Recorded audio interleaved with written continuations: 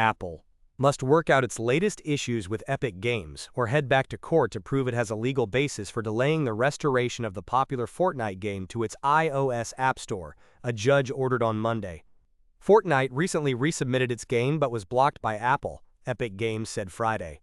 The company later filed a motion to enforce the earlier injunction from the court. U.S. District Judge Yvonne Gonzalez-Rogers wrote in the Monday order that Apple is fully capable of resolving this issue without further briefing or a hearing. If the companies do not resolve the current conflict on their own, the judge wrote, the Apple official who is personally responsible for ensuring compliance shall personally appear at a forthcoming hearing in the Northern District of California scheduled for May 27. Apple said in a statement on Friday that it did not remove Fortnite from alternative distribution marketplaces. CNBC has reached out to Apple and Epic Games for comment.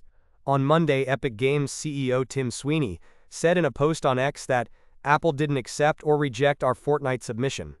They simply said they were going to ignore it until after the Ninth Circuit Court rules on their stay request, which would be in late May or June. In the Monday order, Rogers said that after 12 days, the Ninth Circuit Court of Appeals has still not granted Apple a stay of the injunction. Briefing shall occur on the schedule listed below and shall include the legal authority upon which Apple contends that it can ignore this court's order, the judge wrote. Apple originally removed Fortnite from its App Store in 2020 and terminated Epic Games' U.S. App Store account after the developer had used a direct payment technology in its game, which Apple did not allow.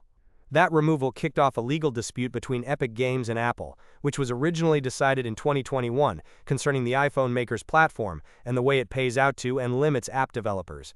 While Apple prevailed, the decision forced the company to implement limited changes to its linking out policy under California law.